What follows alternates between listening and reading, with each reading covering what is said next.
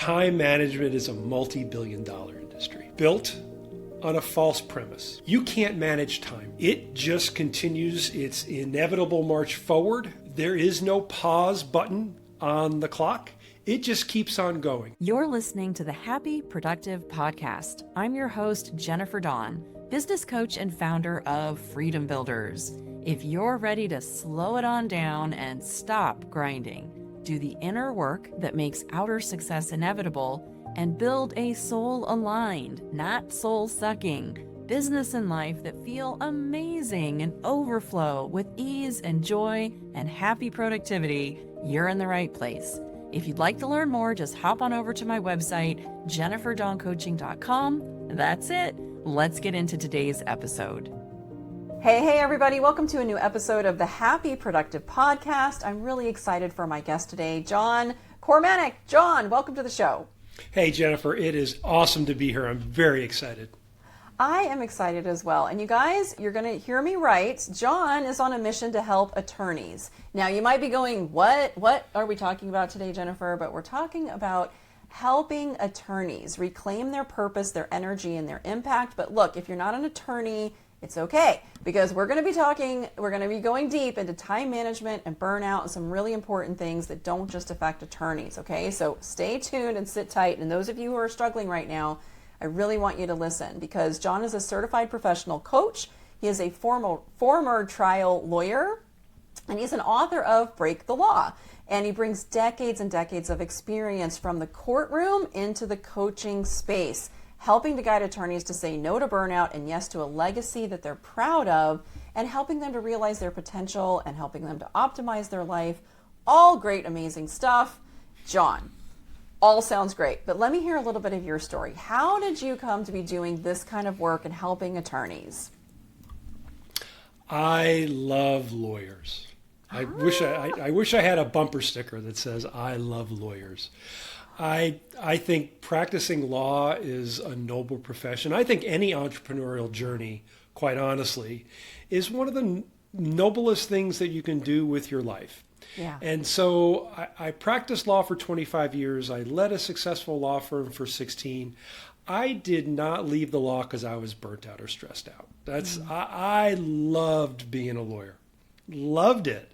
I loved the adversarial nature of the system. I loved representing my clients. I did criminal defense. Mm-hmm. I left because I wanted to have a greater impact in the world.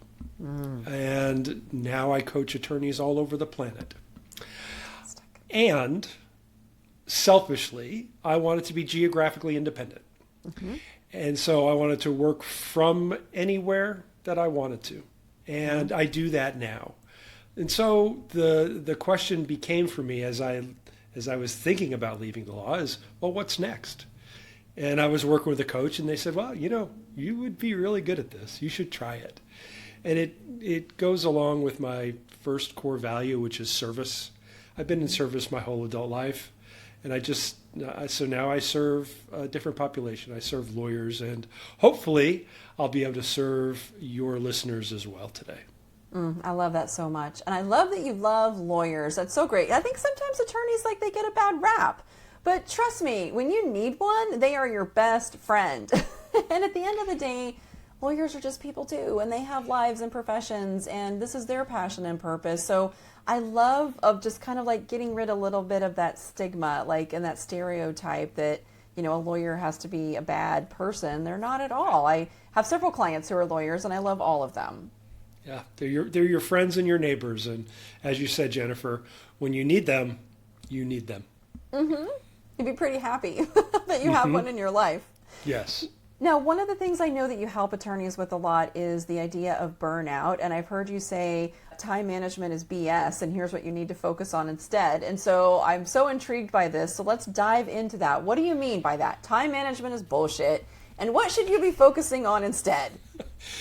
Look, it's a multi-billion-dollar industry, right? Yeah. Time management is a multi-billion-dollar industry built on a false premise.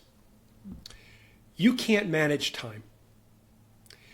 It just continues its inevitable march forward. There is no pause button on the clock. It just keeps on going. That's number one. Number two, it is agnostic towards your hopes and dreams. It's not that it is against you. Right. It just doesn't give a hoot. It doesn't care. It just keeps on marching forward. And so because I'm trained as a lawyer, I understand that words matter. Words matter. And so when we talk about time management, it is not a thing. It is just simply not possible. The thing to focus on instead is what you're putting onto your plate. We hear this all the time, right? What you are putting onto your plate. I have a pizza tin in my kitchen, and it says 168 on it. And I will show it to anybody who wants to see it. And people ask, what's the 168? I said, that's how many hours you have in a week. It's how many hours you have. It's how many hours your team has. It's how many hours Bill Gates has. I was just reading up on Bill Gates for a presentation next week. It's how many hours we all have on the planet. And so if you do not create really robust guardrails for yourself about what you allow onto your 168-hour plate, you're gonna become overwhelmed because there's so much opportunity, there's so many distractions, there's so much out there that if you're not focused on what you're allowing in, you cannot master your performance. So true. In my coaching practice with our clients, we do something similar. And even in my planners, 'cause I have a daily planner, I like time management, but I totally get where you're coming from and agree completely, right? It all comes down to how you're using that time. And so I always say 24. Like, we all have the same 24 hours. And you're right. Bill Gates has the same 24 that you have. And the difference is what he's doing with his 24 and what you're doing with yours. So I love the concept of the 168 and the pie. That's really very cool. That, at the end of the day, what are you putting on your plate? Because and in many ways, time is the only thing that we are really and truly all the same. Like, everybody has, if you're still here, breathing on this planet, you have the same time that I have. And it's almost like a level playing field, really. And nobody has some advantage of, like, you have more time than I have. It's the same for everybody. It's exactly right. It is the same for everybody. It is the great leveler. Mm-hmm. And if you get this concept and you execute it really well, you are going to be happier. Your business is going to be more successful, and your competition will be left behind. Now, I have this concept, in addition to the 168, this concept of a $400,000 minute. Mm. I got the concept because I was reading a story about Mark Zuckerberg. Think about Mark Zuckerberg what you want. Mm-hmm. The story was actually about his private jet flying to and from his compound in Hawaii. Mm-hmm. And it flew back and forth about 5 times in 36 hours. And the article was talking about the carbon footprint of that. And that's very important. Mm-hmm. But there was one sentence in the article that really got me. And this is 20 months ago, I read this article. It talked about his time being valued at $400,000 a minute. Mark Zuckerberg's time is valued at $400,000 a minute. And I began to think, why isn't mine? Why isn't my clients? They're more important, my lawyer clients are more important to their clients, the people they work for, than just about anybody else. Why are they not valuing their time that way? Mm-hmm. And something really kind of clicked in my head. Like, what would I spend money on? I'm not talking about that. What kind of lifestyle would I lead? I'm not talking about that. Yeah. What would I allow in if my time was $400,000 a minute? It changes so much. I had a conversation with one of my clients not long after I read the article. And we were talking about delegation and having someone else do a thing. And lawyers are not great at delegation because they don't have a high degree of trust oftentimes. And they fear They have a whole bunch of fear. But anyway, we were talking about this thing, and my lawyer said, yeah, but it's just 5 minutes. And I said, that's $2 million. Oh. $2 million. Yeah. Your time is valued at $400,000 a minute. Multiply that by 5. I'm not great at math, but that's $2 million. Yep. Would you behave that way if it was costing you $2 million to do that thing? Oh, of course not. Okay. Well, it is. Yeah. I love that. Brilliant.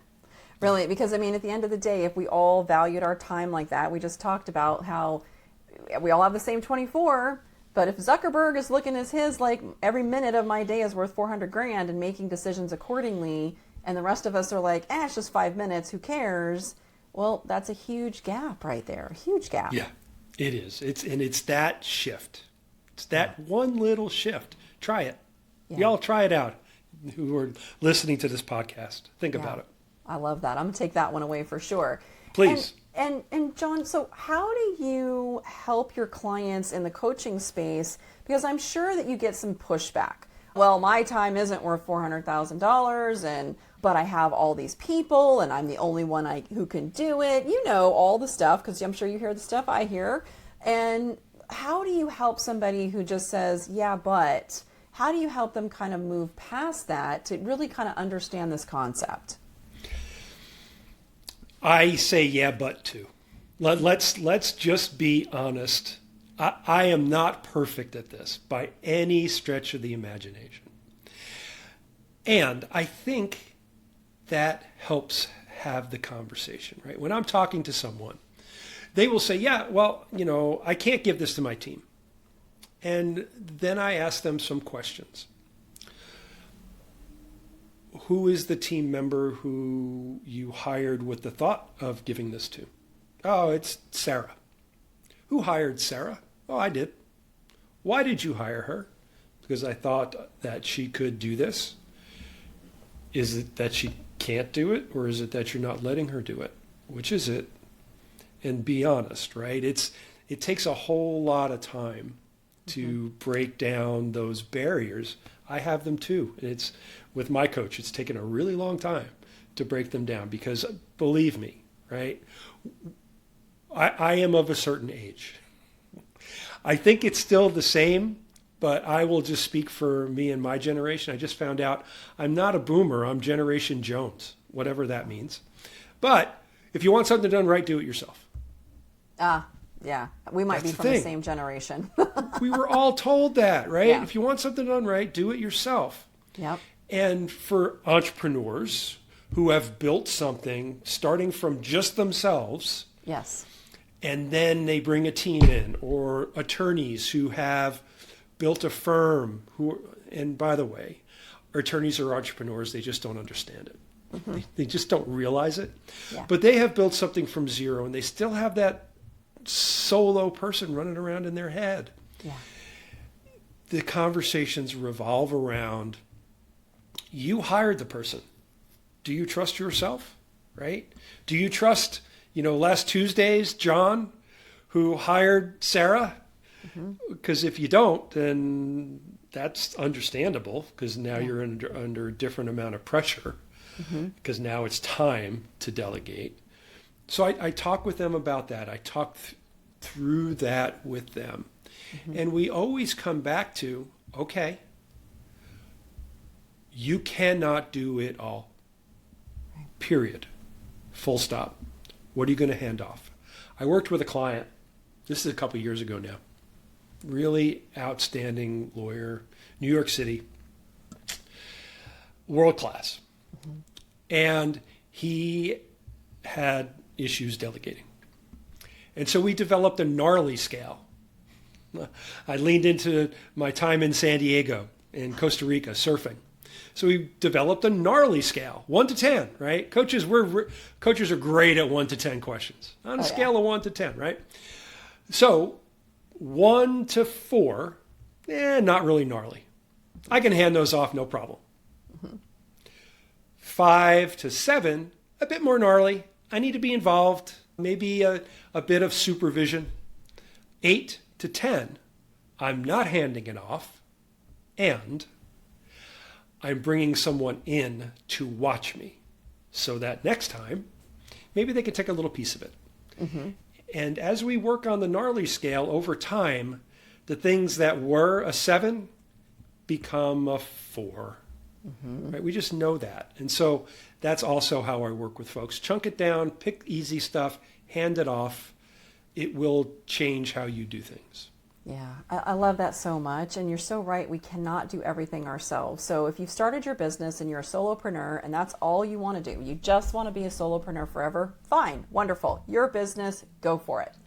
But for the vast majority of the rest of us that want to grow past that, and even your solo practice, whatever it might be, you know, it's a very real thing that it's going to grow past you to where you can't just be doing it all yourself. And so when you do get to that place where you're like, I can't do it all myself, or you know this logically, but emotionally you're still like, you got your claws in it, and you're just like, you know, there's all the excuses. I'm the only one who can do it right. If you want it done, right, do it yourself. Nobody knows it better than me. Blah, blah, blah, blah, blah. All that stuff that we tell ourselves. And really the only place that leads at some point is going to be burnout, because you're going to stretch yourself too thin. You're going to work all those hours. And I understand sometimes we got to put our heads down and we got to get a project done or whatever. Okay, fine. I'm not talking about that. I'm talking about the normal day-to-day. That's where that road leads, is that you will at some point burn yourself out. I've done it to myself a few times. I'm a slow learner in that situation. And honestly, I was transitioning my business and just went through another round of burnout as I've been transitioning from more private coaching to group. And in that transition, I realized, you know what, I really and truly am feeling some burnout myself, and I've got to do something about it. And so let's talk a little bit about burnout. I'd love to hear from you. Like, what do you feel like the real source of burnout is? And, you know, I'm talking about overwork, but maybe there's some other things that might also lead to burnout. Oh yeah, 100%. There's 6 things that lead to burnout. Everybody focuses on overwork. Yeah. Because it's the most obvious. I have too much to do. Yeah. Yes, you do, by the way. You have too much to do because you've allowed too much in. Yeah. There's also, you know, is it in alignment with your core values? Mm-hmm. Do you have the team around or the resources that you need to get the job done? Mm-hmm. Is there fairness? If you're looking around and you're part of a team and things don't seem fair, is there a fairness issue, right? Mm-hmm. And there's workload. So there's a whole bunch of things, but under all of it, or over all of it, I would say, is passion. Mm-hmm. If we lose our passion, and I'm not talking passion writ large, that's a thing too, but if we lose our passion to do the thing, and we do the thing over and over again, we're going to get burned out, right? The difference between grit, which is defined as passion plus perseverance over time to achieve a goal, the difference between grit and grind is passion. That is the thing. Look, solopreneurs, entrepreneurs, lawyers, we can grind with the best of them. You talked about, right? If there's a deadline, balance goes out the window. It's not a thing. We're going to get to the goal. Yeah. We can grind with the best of them. We were not built to grind over weeks and months and years. Yeah. It's not how human beings are constructed. Yeah. And so when we pull passion back in, that truly makes all the difference. Oh, I love that so much. And it's so true, because even when I have a long work day, I love the work. And if your passion is there and you love what you're doing, it doesn't really feel like work. It's just like, woohoo, I got to hang out with all my friends today and help them with their stuff. Awesome. But when you do start to lose that passion and then showing up, it does feel like a grind. And you're right. Like, that's just such a soul-sucking misery. And then over a long period of time, you just get to a point where you can't do it anymore. Now, the thing that I do like about burnout is, and not that a burnout's a good thing, you guys, but the thing I do like about it as a coach, and I'm sure, John, you can recognize this as well, is that when I get somebody who I'm working with and they're burned out, they're usually in a place where they're willing to listen and they're willing to be coached because they've just beat themselves up so much. They're just like, I'm desperate. I'll do anything you tell me to do. And that about burnout, I think, is a very good thing because it brings an awareness, and you just literally get to a point where you can't keep doing it anymore. And now you're kind of primed for change. Yeah, yes, you are correct, right? And the thing is, we all have to remember, human beings are built for the status quo. We are built for level. We do not like change. And because we do not like change, we won't. We just won't. We won't change until the imaginary pain of the change is outweighed by our current state, our actual pain. And so I think, as you say, right, that's the gift that burnout provides. Mm-hmm. Is it, okay, whatever the imagined pain of the change is, it's nothing compared to what I'm experiencing today, whether it's, I'm tired and can't get out of bed, whether it's I'm arguing with my spouse for absolutely, positively no reason at all, just because I feel this thing inside me. And by the way, if you have a spouse or a partner, a thought partner, if you're not leveraging them, you're missing out on some of the most wonderful input that you can get. But so you're being short with people. And so we get to this place of, I have to do something because the status quo is unacceptable. Yeah. Yeah, absolutely. That's the good side of it. It's so funny. I had a coaching call today with a wonderful client who's been with me for years, and he had gone through a pretty serious patch of burnout last year, and we got him through it, and then he started feeling better. And then what did he do? He went back to the 50-hour weeks. And I'm like, no. Like, right? Because, and I only share this because it's a hard thing to overcome, especially when you have some of those deeper beliefs and deeper programming of just like, I'm not worthy if I'm not working, or it's got to be me or whatever.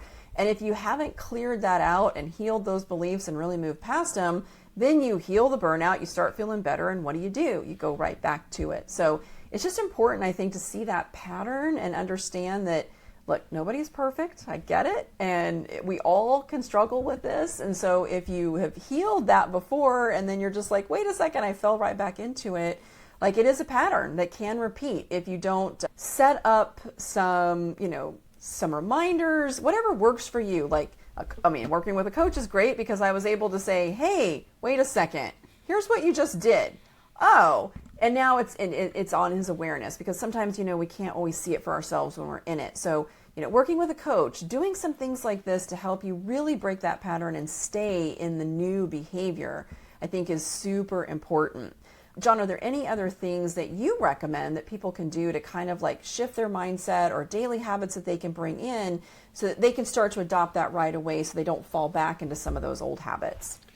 Yeah, you can check in, right? You can do a daily check-in at the end of the day. What did I do today that I was not passionate about? What activity did I do today that I just didn't want to do? Yeah. And look, again, it's the $400,000 minute. My $400,000 minutes, Jennifer, are different than your $400,000 minutes. Yeah. We get to decide what comes in. Thinking about that, what did I do that I was not passionate about? Because if I'm doing that a lot, oh boy, there's trouble coming down the road. We know it.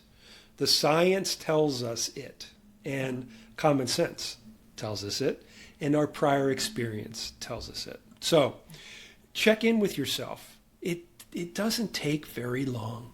It takes seconds. And if you don't have the seconds, who was it? Abraham Lincoln, I think, said, you know what? I would have written a shorter letter, but I didn't have the time. You have the time. Yeah. It's just whether or not you want to dedicate it to yourself and the work, or spend it on somebody else. That's it. Yeah, I love it. When I first started coaching many, many years ago, one of the things that and I actually haven't done it in a little while. I might need to come back to it. You're reminding me of this. I would ask my clients, if you only had 1 hour a day to build a 7-figure business, what would you do with that hour? And it's very similar to your $400,000 minute, right? It's just taking a second to really get clear on where are you going to put the time. And if you look at all the crap on your to-do list and you ask yourself, okay, I only have 1 hour today to do this, or every minute of my time is worth $400,000, what am I really going to use that time for?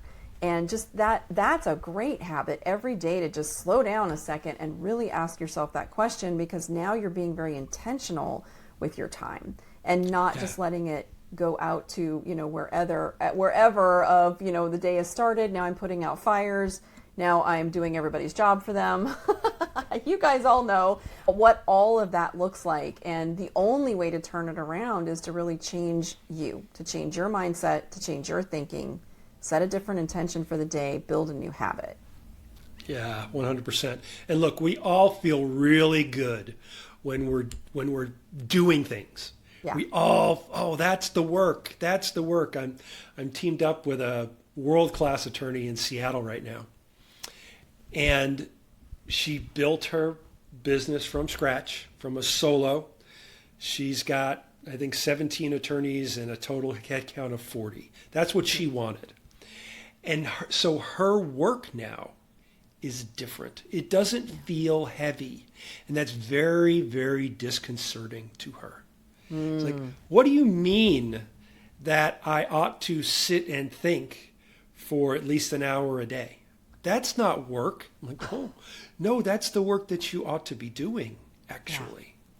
Nobody else can do that. That's your space. And so take the time and think and invest it in the work that you and I are talking about. Hey, what happened today that moved my needle? Yeah. Why did it move my needle? Mm-hmm. What happened today that was a grind? Why is it a grind? Invest that time in yourself, and you will make leaps and bounds forward. Oh, I love that so much. And you guys, one of my clients turned me onto this. So if you're a fan of AI and you love your chat or your whatever, I have it on my phone. And she programmed her chat to ask her those reflection questions every day. And so all she has to do now is she just goes on her phone. You can use the dictate. You don't even have to type anymore, which is awesome sauce. And chat will prompt her with those questions every day. And then she'll answer them in her chat. And then at the end of the week, she can actually ask it to read it back and give her a reflection back, because it's not a real person and it will see things differently. And I actually will do this sometimes too. And I'm always amazed by the answers that come back. And I asked chat one day, I'm like, how do you know this? And it came back and it said, I listened to you. I'm like, dang, that's really, really good. So no excuses, right? Not to spend a few minutes doing this reflection, whether you do it with pen or paper, which I love, whether you do it with, AI or a partner or whatever that looks like, but just take the time to do that reflection, because then that's where you're going to get the insight from. Right. 100%. Yeah. Love it. Love it. Love it. John, thank you so much for being here with me today. These are such important topics: time, energy, burnout, all very, very important. Take a minute, please, and just tell everybody where they can find you, especially if we have attorneys listening, where you can find John and anybody else. Where can they find you? Yeah, thank you so much, Jennifer. You can go to my website, johnrkormanik.com. It's just my name, right? So original, so lawyer. We name stuff after ourselves. So johnrkormanik.com. I'm on all the socials, John Kormanik or John R. Kormanik Coaching. Hop out there. Here's the thing. Everyone on the planet was placed here to do great things. I really believe Steve Jobs when he said we were placed here to dent the universe. You can. And you ought to, because that's why you're here. Just do it in a way that you have the life that you want. Otherwise, there's just no point.